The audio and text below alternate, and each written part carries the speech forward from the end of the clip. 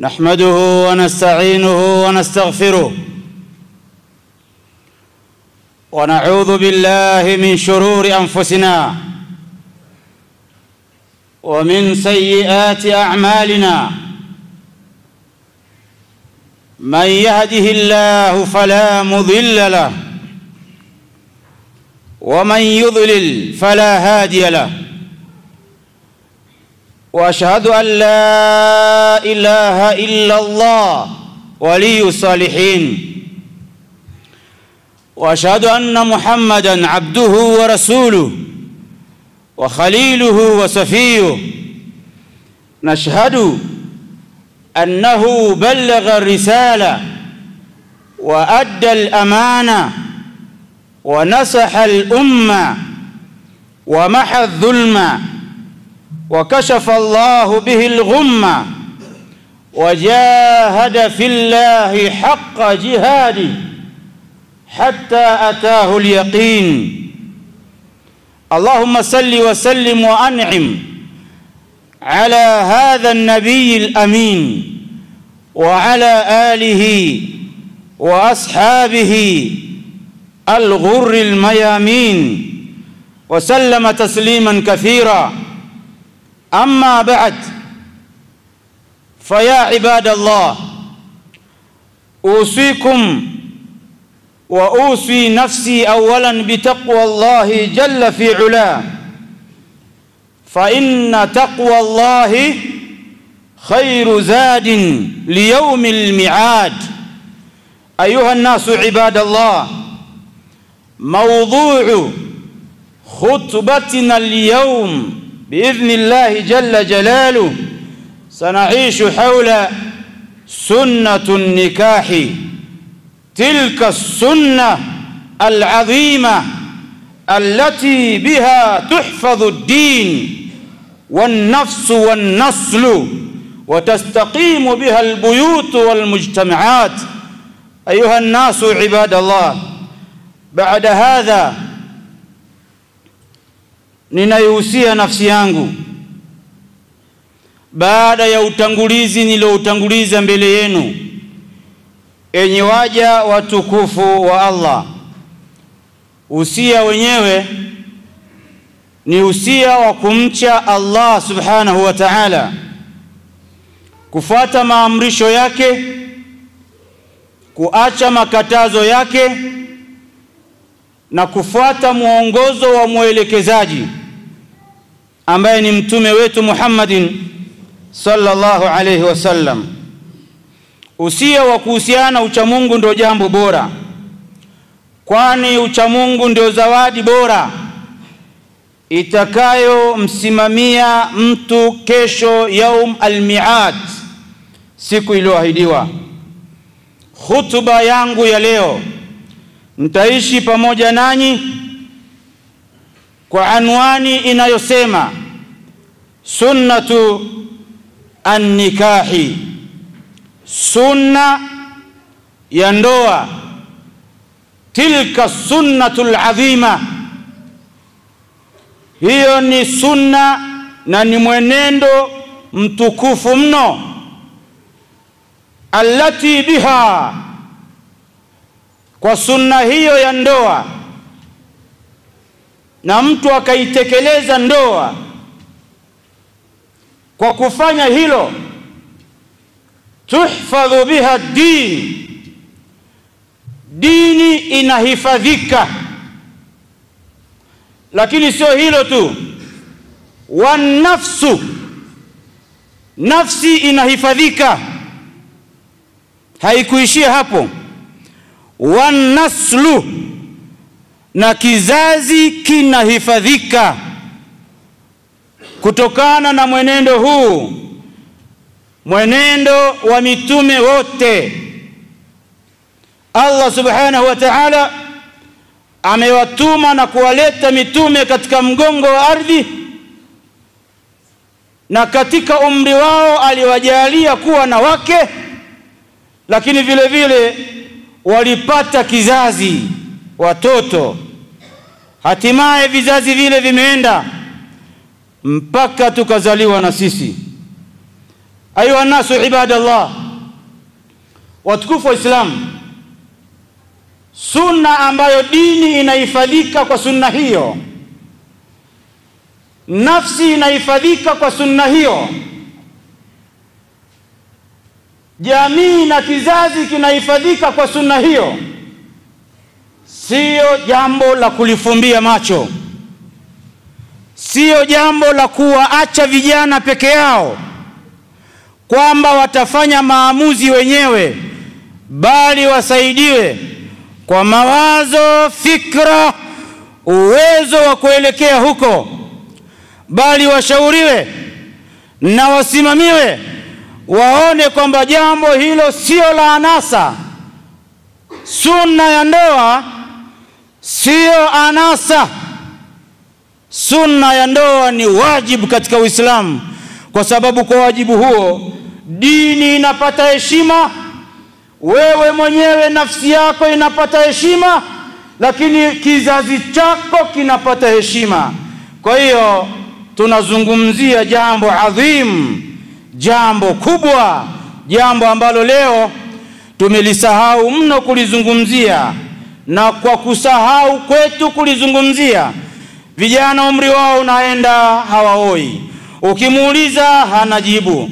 Mabinti umri wao unakwenda hawaolewi, ukiwauliza hawana majibu.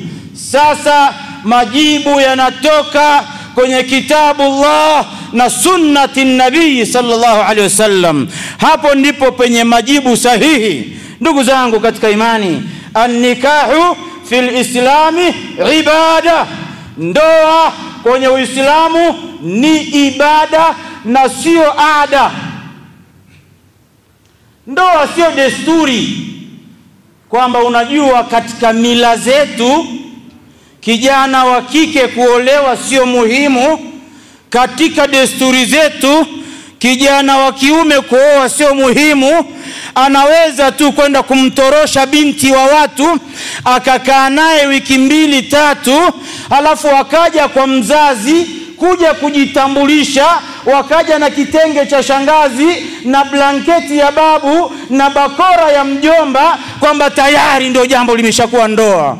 Hasha wakalla, huo Uislamu hautambui kama kuna ndoa. Ni uhuni kama uhuni mwingine, ni dhambi kama dhambi nyingine. Kwa hiyo sisi kuna wajibu wa kuzungumza Uislamu unazungumza nini kuhusiana na ndoa, kwa sababu naona kanuni zinavyoenda na ulimwengu unavyoenda na teknolojia inavyokwenda, ndoa sasa inaonekana inahama kutoka kwenye dini inakwenda kwenye desturi na culture za watu, kutokana na makabila yao, kutokana na mikoa yao, kutokana na uwezo wao, inatoka kwenye uhalisia. Na dini hii ya Uislamu, tamaduni zake, desturi yake, kanuni yake haibadiliki, wala ntajida li sunnati llahi tabdila. Huwezi ukakuta utaratibu wa Allah alioweka una mabadiliko. Toka kipindi cha mitume mpaka dunia itaisha, utaratibu wa sunnatun nikahi ndo huo mmoja, na yote atakayekengeuka itakuwa tena sio ndoa kwa mujibu wa vigezo vya dini. Ndugu zangu, tunakumbushana, naamini katika ukumbusho kuna watu watarudi katika njia hii tunayoisema, kwa sababu yumkini tayari ameshakosea. Sasa kwa kufanya makosa hayo haina maana kwamba yeye ameshahukumiwa kwenda motoni, hacha, bali mtu mstaarabu ni yule ambapo anakumbushwa na akatake action baada ya kukumbushwa, sio kuliacha tu kwamba bwana maneno haya tumeshayazoea, ni maneno tu huwa yanasemwa, lakini maisha sisi tunaendelea nayo. Kama sijafunga ndoa, mbona nina watoto? Kama sijafunga ndoa, mbona mke ananiheshimu? Mbona mke ana nidhamu? Mbona? Haijalishi ndugu yangu, mke wako ana nidhamu kiasi gani, midhali haujafunga naye ndoa, hiyo sio nidhamu kwa mujibu wa vigezo hivi. Haijalishi ndugu yangu Muislamu, mke wako amekuzalia watoto wangapi, midhali ni nje ya ndoa na utaratibu huu, haijalishi, wewe itakuwa tayari umeshacheza offside, na kwenye offside hakuna msamaha. Ndugu yangu katika imani, ndoa au shahwa, ndoa sio desturi. au shahawa ya nafsi yako, basi mimi nataka iwe hivi, basi unataka iwe hivi. Qala ta'ala, Allah subhanahu wa ta'ala ametueleza katika suratu Nur, suratu An-Nur. Allah anasema katika suratu Rum aya nambari 21, Allah anasema wa min ayatihi an khalaqa lakum min anfusikum azwaja litaskunu ilayha wa ja'ala bainakum mawaddatan wa rahma inna fi dhalika la ayatin liqaumin yatafakkarun. Isma'u wa'u ya ikhwanna fillah, Allah subhanahu wa ta'ala ametunyoshea rula, na rula ukiona imepinda ujue tena sio rula hiyo. Allah anasema katika suratu Rum, na huo ndio muongozo wa sunnatu nikah. Allah anasema nenda katembelee Qur'ani aya ya 21, suratu Rum itaendelea kuwepo hata sisi tukifa, hiyo sura itaendelea kuwepo. Imekwepo wakati mtume yupo, mtume kaondoka. Imekwepo wakati masahaba wako, masahaba wote wameondoka. Imekwepo wakati tabi'ina wapo, tabi'ina wote wameondoka. Imekwepo wakati zile alqurun almufaddala kina Imam Shafi'i, Imam Abu Hanifa, Imam Malik, Ahmad bin Hanbal, wote hao wameshaondoka wana dunia. Walitumia aya hii tunaisoma leo katika mimbari ya Isanga. Allah subhanahu wa ta'ala anasema wa min ayatihi, miongoni mwa ishara za ukubwa na utukufu wa Allah kwetu sisi, an khalaqa lakum min anfusikum azwaja, ni pale mlipoumbiwa ninyi wanaume kutokana na nafsi moja, azwajan, wake zenu. Halafu mlivyoumbiwa wake, nini manufaa yake, nini kinahitajika? Litaskunu ilaiha, ili mpate utulivu. Waja'ala bainakum mawadda, na ili mpate mawadda, mapenzi, wa rahma, na mpate huruma kwenye sunna hiyo ya ndoa. Na vitu vyote hivyo havipatikani nje ya ndoa, havipatikani nje ya ndoa. Ndugu zangu katika imani, as-sakan, al-mawadda, ar-rahma, vitu hivi vitatu havipatikani nje ya ndoa. Na wale ambao hawajaingia hawawezi kujua haya mambo, na wale ambao wanaishi nje ya mpangilio huu wataamini kwamba nje ya mpangilio huu sakina hakuna, nje ya mpangilio huu rahma hakuna, nje ya mpangilio huu mawadda hakuna. Mtu atakupendea tu salio lonalo, umejenga kanyumba sehemu, basi mimi niko tayari bwana, nimekubali. Una kabajaji, kapikipiki, kabaiskeli, kagari, tayari mtu, mimi nimekubali hivyo hivyo. Personality yako, mimi nimekubali hivyo hivyo. Kazi yako, midhali una mshahara, mtu anakubali hivyo hivyo. Mtu anamwagika na kufa kwa ajili yako kwa sababu una mshahara mnono, ana uhakika wa kula pale. Una usafiri, ana uhakika naye pia ataonekana, ana sehemu pa kuishi, kwa hiyo mtu anakuja kujiegesha hapo. Lakini vitu vyote hivyo vikiisha, afya yako ikadorora, nyumba ikauzwa, labda uliikopea huko, lakini vile vile usafiri ukawa huna, ukarudi wa kawaida kabisa, ndugu yangu, huyo unaishi naye bila ndoa, mapenzi yanaisha ala albatta yote kabisa, hakuna tena mapenzi hapo. Lakini uliotumia mfumo wa ndoa, ndugu yangu, yule anafuata ndoa, hafati mali yako, hafati sura yako, hafati taaluma yako, hafati mshahara wako. Mwanamke ndani ya ndoa anakuwa amefuata ndoa, chochote kitakachotokea ahlan wa sahla. Mnalala kwenye mkeka, ahlan wa sahla. Umeharibikiwa sasa, unaumwa, ahlan wa sahla, still utabaki kuwa mume, lakini si vinginevyo. Ndugu zangu katika imani, miongoni mwa ishara kubwa za kuwepo kwa Allah subhanahu wa ta'ala ni pale alipowaumbia wanawake ili mpate utulivu. Aya hii inasema wanaume ili mpate utulivu kwa wanawake. Maana yake nini?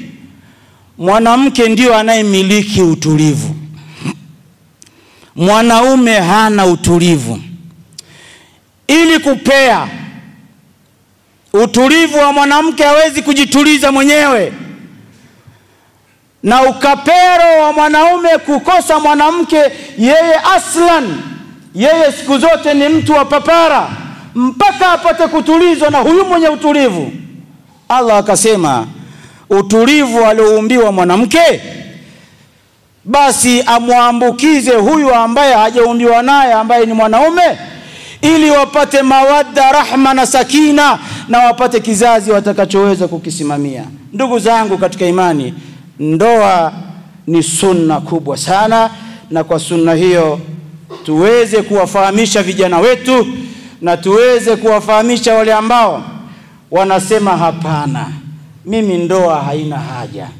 Kama ni watoto nikiwahesabu wanafika 20 na kila mtoto ana mama yake. Wewe unayesema hivyo, tubu ila Allah, rejea haraka kwa Allah subhanahu wa ta'ala. Sio fakhri, sio fakhri kuhesabu watoto ulioweka mbegu zako kwa hao unaowajua, na ukasema nikiwakusanya mimi nafungua primary.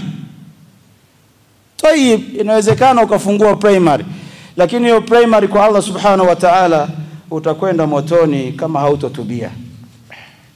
Ndugu zangu katika imani, Mtume sallallahu alaihi wasallam kasema kusisitiza jambo hili la ndoa, ya maashara shabab, enyi vijana. Asilimia kubwa kuhusiana na sunna ya ndoa wanazungumziwa vijana. Ya maashara shabab, enyi kongamano la vijana, kuanzia hapa kwa Mtume mpaka duniani kote, vijana mnapewa risala kwamba man istata'a minkumul ba'ata falyatazawwaj. Kijana ukifikia uwezo wa kuoa, usiseme mimi sioi kwanza. Uwezo tayari unao. Na ni uwezo gani hapo uliotajwa? Albaa, uwezo wa kumudu, kumlisha, kumvisha na kumweka mahala mwanamke. Haihitajiki uwezo wa kuwa na milioni 10, 15 ziko kwenye akaunti. Haikuzungumza uwezo uwe na nyumba Uzunguni, Jakaranda, uwe na nyumba Forest. Haukuzungumza uwezo mshahara wako uwe una linki kwenye kiasi fulani cha pesa. Man istata'a minkumul ba'a, hata ukiwa na shilingi 1000 inakutosheleza kununua mchicha wa shilingi 200, ukanunua mafuta ya shilingi 100, ukaongezea na nyanya ya 100 na kitunguu cha 100 na nyanya ya 100 na chumvi ya shilingi 100, tayari una geto. Pale getoni pale umetandika mkeka, sio godoro aslan, una mkeka. Dirisha umeziba kwa udongo, mlango kitasa chake ni msumari. Au hamjawahi kupitia mazingira haya? Maana kuna watu kizungumza mambo yao wanasema ni dunia hii. Ni dunia hii. Dunia hii. Kuna watu leo kiambie milango ya wazee wetu ilikuwa inaegeshwa tu afu unaweka mti kwa ndani, usingizi mpaka alfajiri. Siku hizi unaweka komeo junior kutoka China, unaweka mlango mninga, unaweka na grill, unaweka na vifuli, na ndani usingizi hakuna mpaka umeze Panado au aspirini. Mambo yamegeuka. Wazee wetu wanalala huko vijijini, fisi anakuja kunusa pale mlangoni, akichungulia anaona watu wamelala pale, mtu na mke wake wamelala pale, akichungulia mnyama anawaona. Lakini ndio matokeo yao tumezaliwa sisi. Walitahammal, hawakusubiri mpaka wao mamilionea ndio waoe. Vijana wa leo tunaambiwa ya maashara shabab, enyi vijana, man istata'a minkumul ba'ata falyatazawwaj. Tuachane na fikra za kimagharibi kwamba ndani ya nyumba yako lazima pawe pana TV screen inchi 100 ndio nije nioe, pawe na sofa iliyojitosheleza, pawe na jiko sio la mkaa, jiko plate 4 la gesi unafungulia tu, vyombo viko pale, kabati limetulia, kitanda 7x7, godoro inchi 10, ili tukija kukukuruka mtoto atakayepatikana hapo awe mtoto sawa sawa. Mtoto wa kwenye mkeka ana akili nzuri kuliko mtoto wa godoro inchi 10. Eleweni hilo. Eleweni hilo. Ayuha nasu ahibati fillah, man istata'a minkumul ba'a, yeyote anayeweza gharama hizo, alafu gharama nyingine ni ya mahari. Umepangiwa 200,000 unatoa hata 50,000, maisha yanaendelea. Sio lazima utoe yote. Imerahisishwa dini hii, ni nyepesi. Cha msingi itajwe tu mahari. Shingapi? 500,000. Mimi sina hata shilingi, naombeni ndoa, alafu nitakuja kulipa. Unaozeshwa. Unakwama wapi kijana? Unakwama wapi? Lakini wanakwama vijana kwa sababu ya wazee, nao pia wana matatizo. Wazee wenye mabinti zao wana matatizo makubwa. Amemshikilia binti yake kama vile ndo almasi, lulu, dhahabu, tanzanite. Anaona sasa pale mimi ndo nitatoka, huu ndo mtaji wangu. Binti amemeremeta, amekuwa mashaallah. Wewe unasubiri tu atakaye kuja kugonga hapa 7,000,000.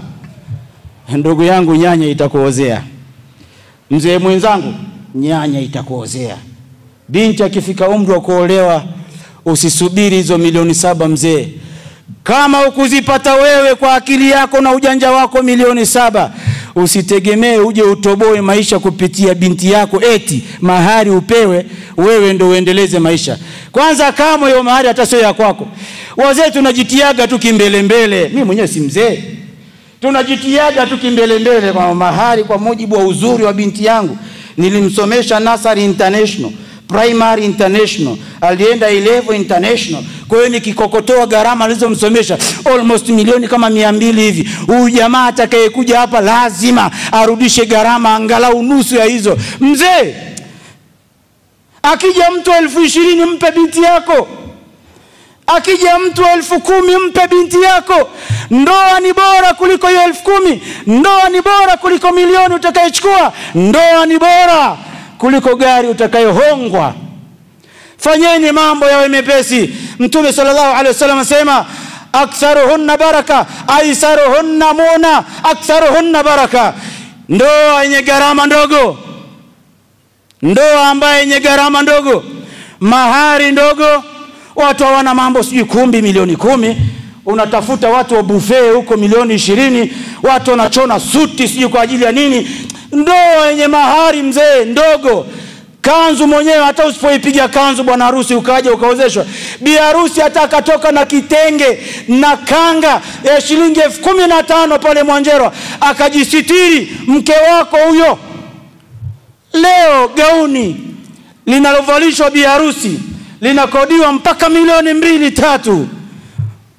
Wanaume anashindwa, anasema gauni tu milioni 3, mahari milioni 7, ukumbi pale tukienda kucheki pale milioni 3, buffet nimekwenda kuuliza kila kitu pale milioni 4, mpambaji wa ukumbi milioni 7, ukikokotoa pale ni milioni 40-50 zinaisha. Mwanaume anasema ngoja niendelee kwanza kupiga misele. Ndoa hazifungwi, na wale ambao walikuwa wanatakiwa waoane wanazunguka mlango wa nyuma, wakati wazee mnasubiri sasa mletewe hivyo vitu. Watu washachapana mijeleji huko, unaambiwa tayari huyu binti mbana leo siku hizi malimao wanatembea nayo kwenye mkoba tayari. Wa illa taf'alu, kama hamtofanya hivyo, takun fitnatun fil ardi wa fasadun aridh. Na hii ni hadithi ya Mtume, anasema idha atakum man tardawna dinahu wa khuluqa. Akija kwako kaja mtu ana tabia njema mashallah na swali, kijana kabisa handsome, hata kama sio handsome. Maana inaweza kuwa sio handsome kwako, lakini mtoto wako ndo ameshamzimia huyo. Umemridhia dini yake, tabia yake, mashallah ni mtu mwenye akhlaq, fazawiju, mpe mke.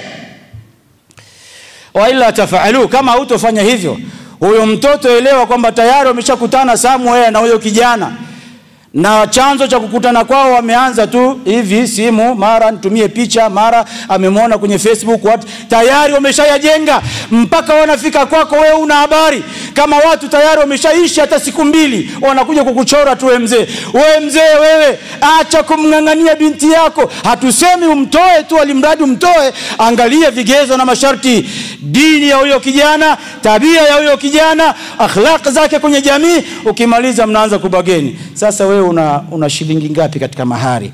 Anambia bwana mzee nikijikunguta mno hapa na 70,000. Kwa kweli 70,000, hebu ongeza ifika talaki. Basi mzee 90,000. Sawa.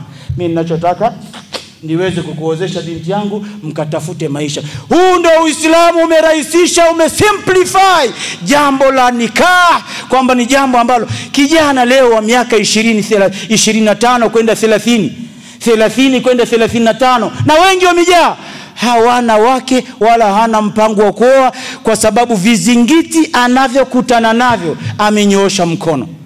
Akija kwa imamu, mimi nataka nioe. Mama anauliza, umeshajipanga? Mahari sina, na tamani tu mke, umeshampata mchumba? Hata mchumba sina, nitaanzia wapi? Imamu naye anamwambia, hapa msikitini ni kuja kuswali tu na kuondoka, masuala ya kumchangia mtu mahari haipo. Chapa mwendo. Kijana anachapa mwendo, tunamwachia anaondoka, anakwenda kuishi na kimada huko, mwisho wa siku wanazaa, wanatotoa, tunasema astaghfirullah. Vijana wameharibika kabisa. Sasa vijana wameharibika, tunawasaidiaje?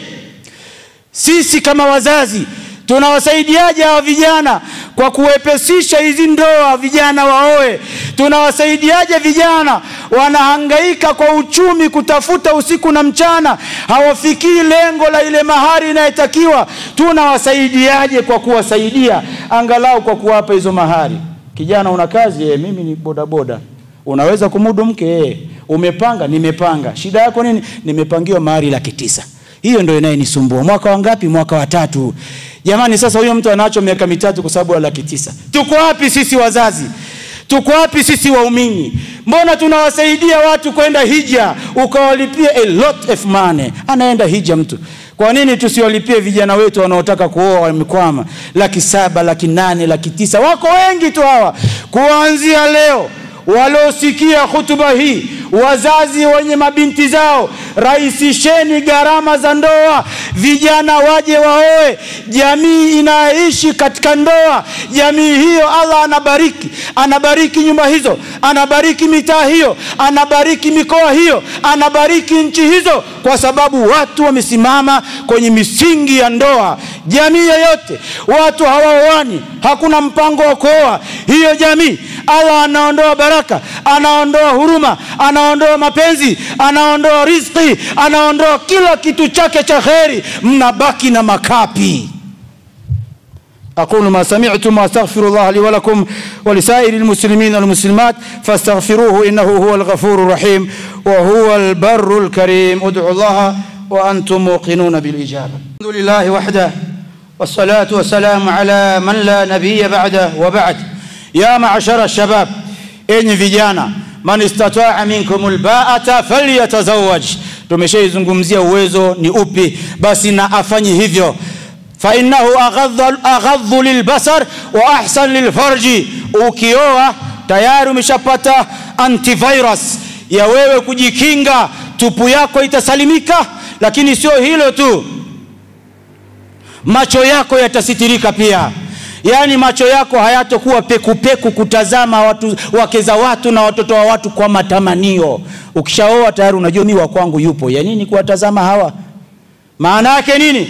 Wale ambao hawajaoa, bado hawajaingia huko, macho yao wakitazama ni tofauti na utazamaji wa mtu aliyooa.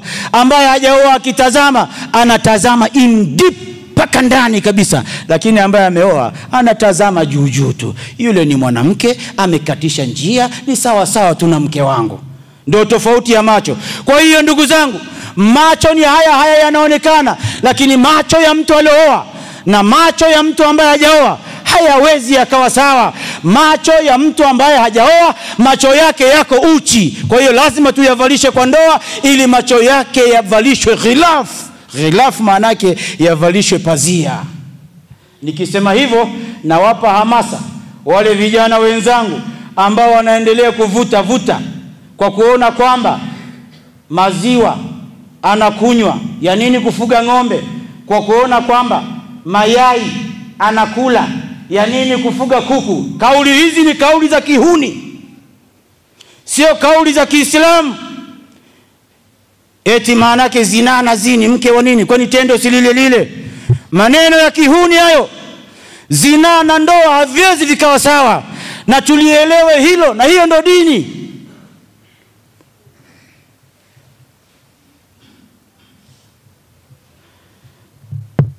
ومن لم يستطع ikatolewa fursa kidogo hapa. Yeyote ambaye hatoweza kuoa, gharama ajui, sasa atafanyaje? Fa alayhi bisawmi, yafunge Jumatatu na Alhamisi kukata matamanio. Kukata matamanio.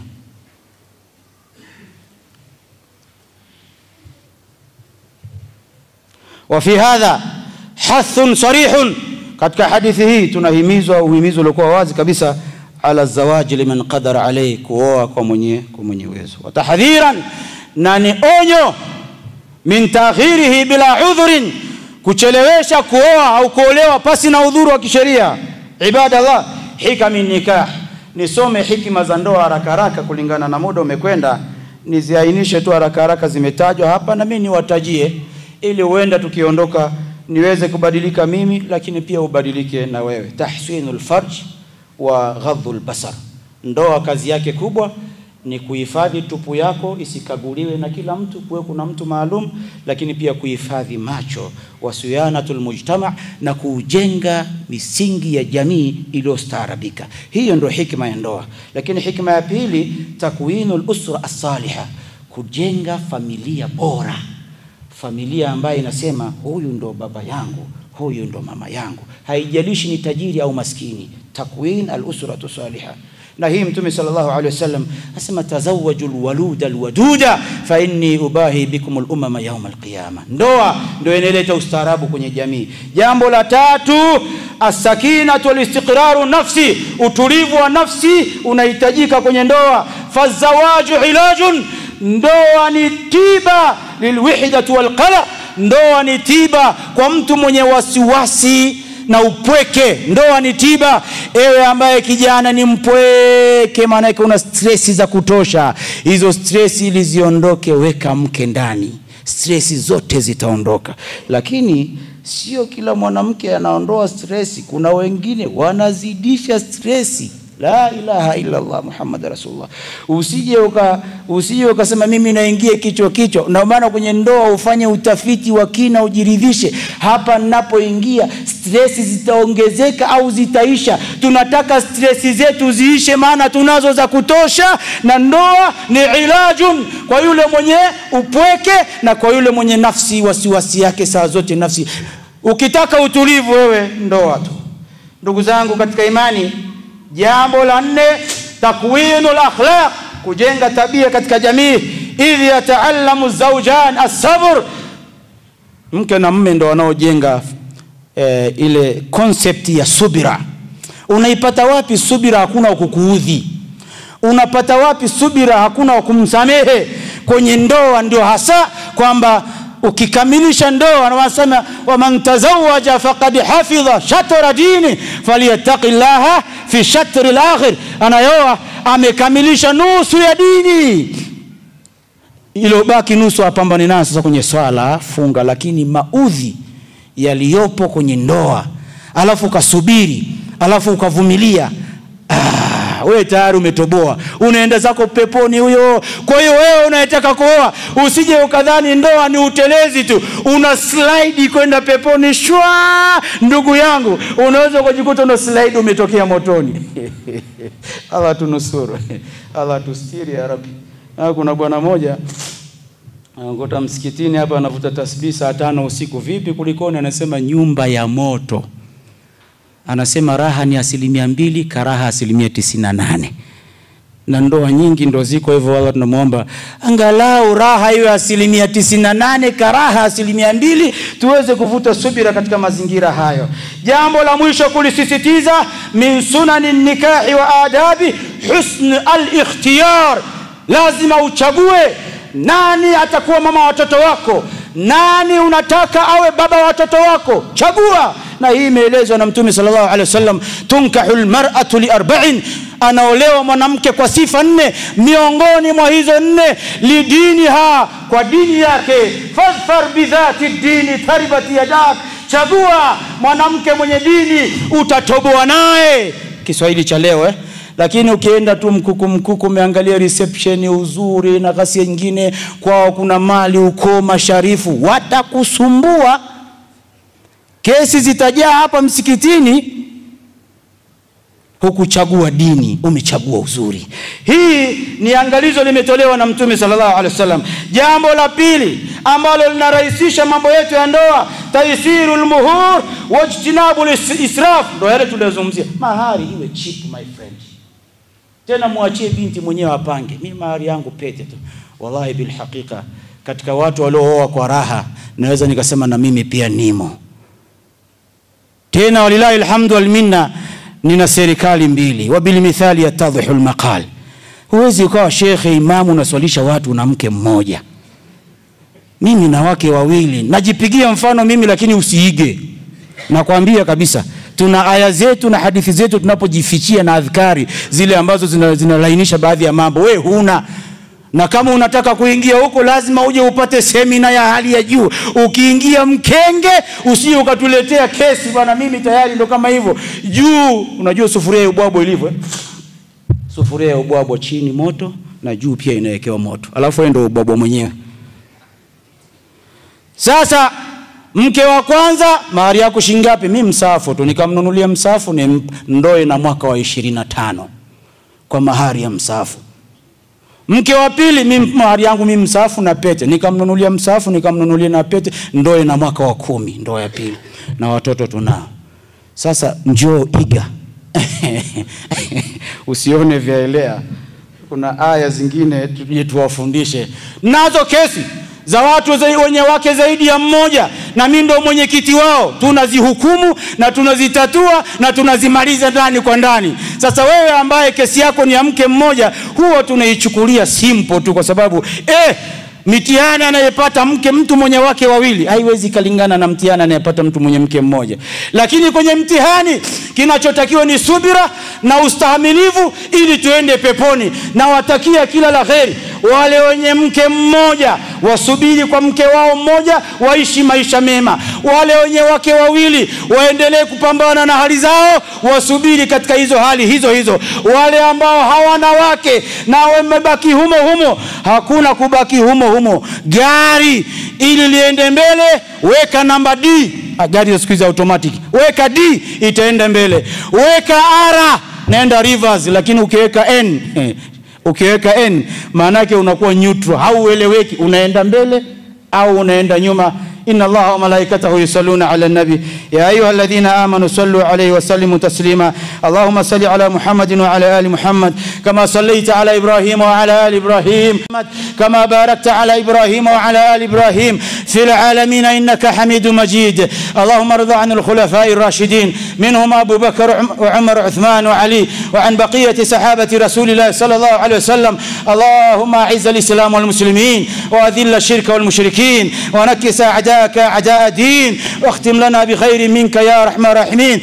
اجعل جمعنا هذا جمعا مرحوما وتفرقنا من بعده مؤيدا ومعصوما ولا تدع فينا ولا معنا شقيا ولا محروما برحمتك يا رحمن الراحمين. عباد الله إن الله يأمر بالعدل والإحسان وإيتاء ذي القربى وينهى عن الفحشاء والمنكر والبغي يعظكم لعلكم تذكرون. اذكروا الله العظيم الجليل يذكركم واسألوه على نعمه يزدكم ولذكر الله أكبر والله يعلم ما تصنعون. واقم الصلاة.